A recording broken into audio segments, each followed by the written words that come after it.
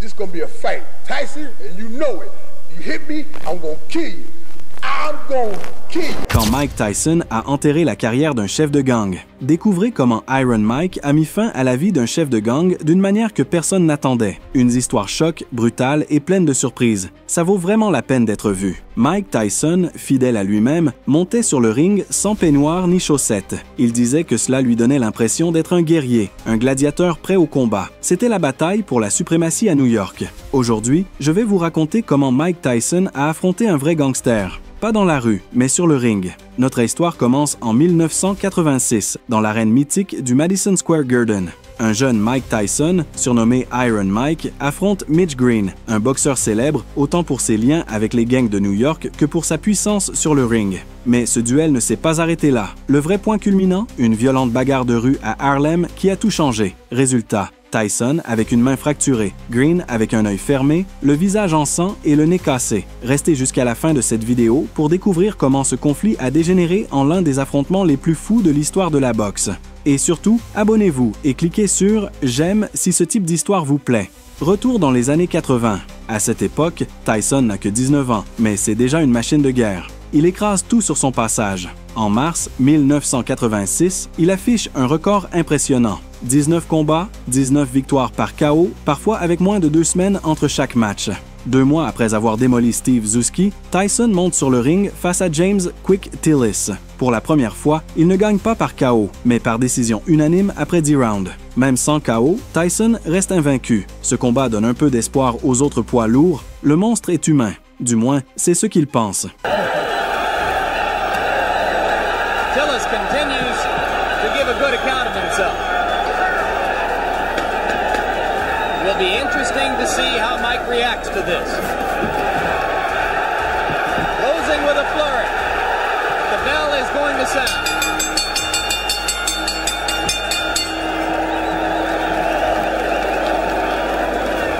Here is the official scoring. Judge Bernie Friedkin scores it 6 rounds to 4. Judge Al scores it 6 rounds to 4.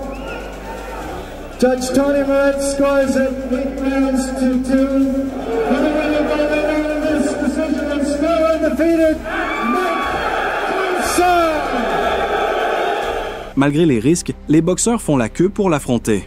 Pourquoi? Parce qu'un combat contre Kid Dynamite, c'est de l'argent et de la gloire. Et Mitch Green veut sa part. Originaire de Detroit, Green est connu pour ses activités criminelles et son tempérament explosif. Son nom circule autant dans les cercles de la boxe que dans les rues sombres de New York. Il commence fort, 16 victoires consécutives, dont une contre le redoutable Floyd Jumbo Cummings. Mais en 1985, il subit sa première défaite contre Trevor Berbick lors d'un combat pour le titre de l'USBA.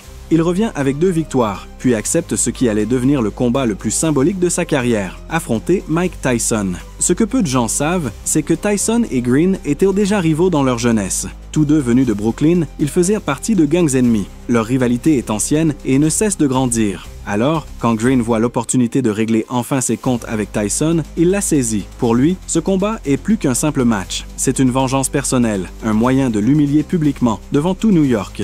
Mitch Green a utilisé la télévision et des messages vidéo pour provoquer Mike Tyson, l'insulter et attiser la rivalité. Et il a réussi. Tyson était hors de lui. Ce combat opposait Mitch Blood Green, un dur à cuire des rues du Bronx et de Harlem, à Mike Tyson, enfant de Brooklyn, élevé dans la violence et la survie. Tous deux venaient d'environnements où les conflits se réglaient à coups de poing. Mais cette fois, le ring du Madison Square Garden allait devenir leur champ de bataille. À peine 4 jours après son combat contre James Tillis, l'annonce tombe. Tyson affrontera Green le 20 mai 1986, dans ce même lieu mythique. À ce moment-là, Green était même mieux classé que Tyson dans le classement poids lourd du WBC. Mais un problème majeur surgit, la différence de cachet. Tyson touchera 250 000 $.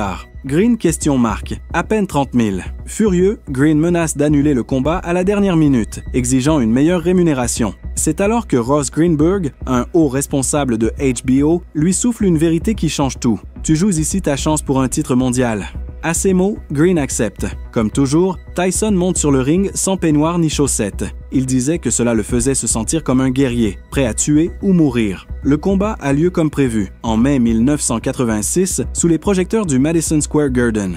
Tyson remonte sur le ring à peine 17 jours après son affrontement avec Tillis. Mais cette fois, l'histoire sera différente. Tillis avait essayé de gagner. Green, lui, tentait simplement de survivre. Dès le premier round, Tyson adopte une position basse et compacte, lançant des coups violents de bas en haut. Ses points, rapides, précis, venimeux. Green, beaucoup plus grand, est rapidement dépassé. Sa défense ne résiste pas à la tempête Tyson. Il cherche à s'accrocher, multiplie les clinches, tente de ralentir le rythme, d'étouffer l'assaut. Mais rien n'y fait. Le combat suit un scénario que l'on connaît trop bien. Tyson est féroce, dominant, sans pitié. Green encaisse coup sur coup, vacille mais reste debout, sans jamais pouvoir riposter. Tyson dominait le ring et savourait chaque instant du combat, lançant même des provocations à son adversaire juré. Parmi ces moments mémorables, l'un d'eux a été immortalisé pour l'éternité.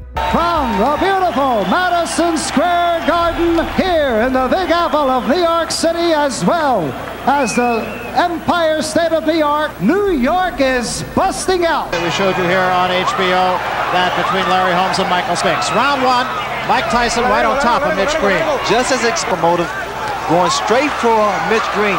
Green does do the same thing a boxer should do to a puncher. That said that he didn't double up.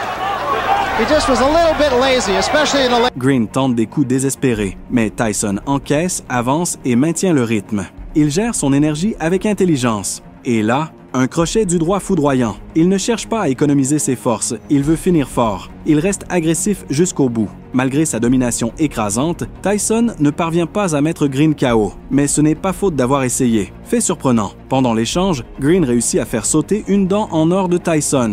Un détail qui montre à quel point le combat fut intense, même s'il était à sens unique. Du côté de Green, les offensives sont rares et peu menaçantes. Résultat, une victoire nette de Tyson par décision unanime. Mais pour Mitch Green, la défaite ne passera jamais. Il reste convaincu qu'il était le meilleur ce soir-là. Big left hand to end things.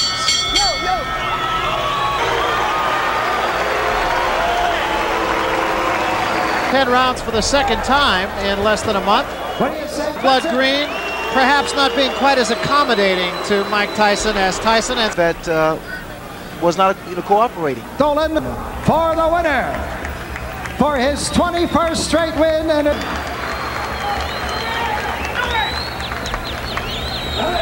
Et ce qui l'a encore plus blessé? La différence de salaire. Il estime avoir été sous-payé, ce qui le poussera plus tard à attaquer Don King et à multiplier les attaques verbales contre Tyson. Avec les années, ces critiques se transforment en insultes personnelles, surtout à mesure que Tyson devient une icône mondiale, mais ce que personne n'attendait, c'est que la revanche entre les deux hommes aurait lieu dans la rue, à Harlem, à 4 heures du matin. Et cette fois, plus de gants, plus d'arbitres, juste la rage. 2 ans plus tard, Tyson, devenu champion incontesté des poids lourds, se rend dans une boutique emblématique de Harlem, Dapper Dan's. Il vient chercher une veste en cuir blanc à 850 $, avec cette inscription provocatrice dans le dos. Don't believe the hype, un clin d'œil au groupe Public Enemy. Mais Green, apprenant la présence de Tyson, débarque furieux, torse nu, hurlant des insultes. Il est encore rempli de rancune. Selon lui, Don King l'a volé. Il rêve d'une revanche lucrative, même s'il sait qu'elle n'aura jamais lieu sur un ring. La suite, une altercation violente, rapide et sauvage, qui va choquer Harlem et faire la une des journaux. Souhaitez-vous que je continue avec la reconstitution complète de cette bagarre de rue légendaire entre Mike Tyson et Mitch Green devant Dapper Dan's? Mais Mitch Green avait une deuxième motivation, bien plus personnelle, pour affronter Mike Tyson ce soir d'août 1988. En tant que membre influent d'un gang notoire de New York, Green considérait la présence de Tyson sur son territoire à 4 heures du matin comme une provocation directe. Laisser passer cet affront aurait été un signe de faiblesse, et cela lui était tout simplement impensable. De son côté, Tyson sortait tout juste d'une boîte de nuit, visiblement alcoolisé. Cependant, selon son autobiographie Undisputed Truth, il tentait alors de devenir un champion plus corporate, plus propre sur lui, vendable et prêt pour les sponsors. Mais Green ne voulait rien entendre. Il continuait à crier, à gesticuler et s'est approché trop près. Maintenant, est-ce qu'un Tyson de 22 ans, éméché à 4 heures du matin, a vraiment prononcé ce discours calme et articulé? Probablement pas. Mais ce qui est certain, c'est ce qui s'est passé ensuite, une violente altercation. Tyson lui assène un direct du droit en pleine figure. Résultat, œil gauche complètement fermé et une entaille au nez nécessitant 5 points de suture. Après la bagarre, Tyson est en état de choc. Il pense avoir tué Green, mais quand il apprend que Mitch est toujours en vie, il ressent un grand soulagement. Tyson ne sortit pas indemne de ce chaos. Une fracture en fissure à la main droite l'obligea à reporter sa prochaine défense de titre contre Frank Bruno, le Britannique. Le combat eut finalement lieu l'année suivante.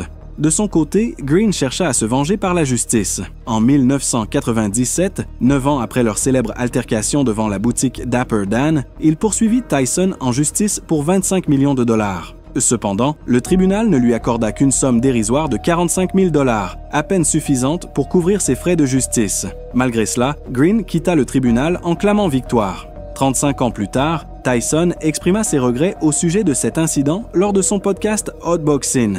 Bien que Green n'ait jamais réussi à battre Tyson ni sur le ring, ni dans la rue, il laissa une empreinte durable dans la carrière légendaire d'Iron Mike. Cette violente confrontation entre Tyson et Green reste l'une des bagarres de rue les plus célèbres de l'histoire de la boxe.